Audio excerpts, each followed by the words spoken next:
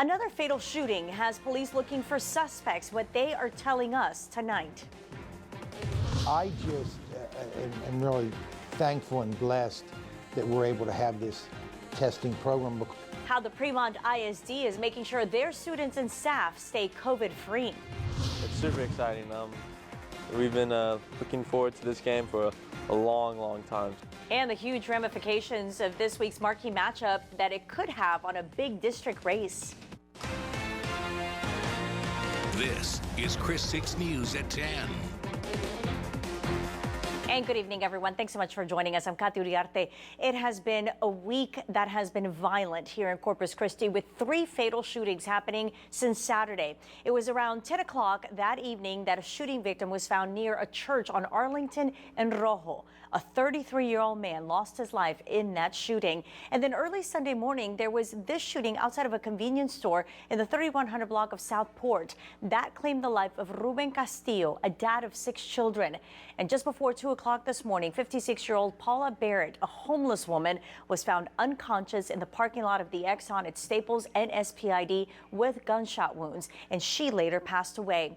As you can imagine, all these incidents have raised some concern for area residents, and our Javier Guerra talked to police and community members about this recent rash of violence.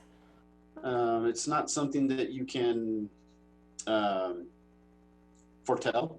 Lieutenant Peña says despite the rise in violence just over the past few days, Corpus Christi is still safe and officers are hard at work patrolling the streets. At the moment, investigators are still trying to track down suspects in all 3 recent cases. Police tell us most homicides in the area are not random acts of violence. But more often than not, there's some type of connection between the offender and the victim. You know, that's something that the detectives would hash out as they investigate each crime. According to CCPD, to date, there have been 33 homicides in Corpus Christi since the start of 2020, with about a month and a half to go before the end of the year. I decided to ask residents across town what they thought of the situation and if they felt safe. So I do feel much safer in Corpus overall because crime to me just isn't very high. I lived in Dallas almost 2 years and crime is way worse than there. Coming from San Antonio, which is a higher crime over there, and so far I do feel safe. I have faith in the police department here. I think they're doing their job. Lieutenant Peña says residents are a big part of preventing these types of incidents. If you see an incident escalating or a dangerous situation occurring, call 911 or contact CCPD.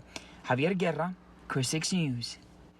And back to this morning's homicide involving that 56-year-old homeless woman. As Javier Guerra did mention, police do not have someone who is a suspect yet, but they do have these 3 people who are people of interest. Police think that they may have some information about the shooting, and investigators are also trying to locate the owner of this vehicle.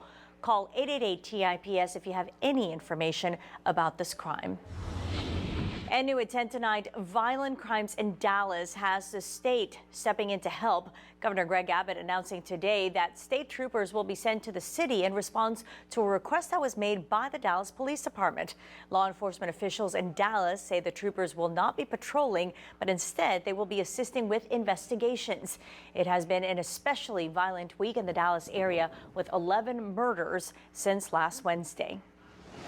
And speaking of violent crimes in the Dallas area, a suspect has been taken into custody after a body was inside a burning home in Salina, Texas, which is just north of Dallas.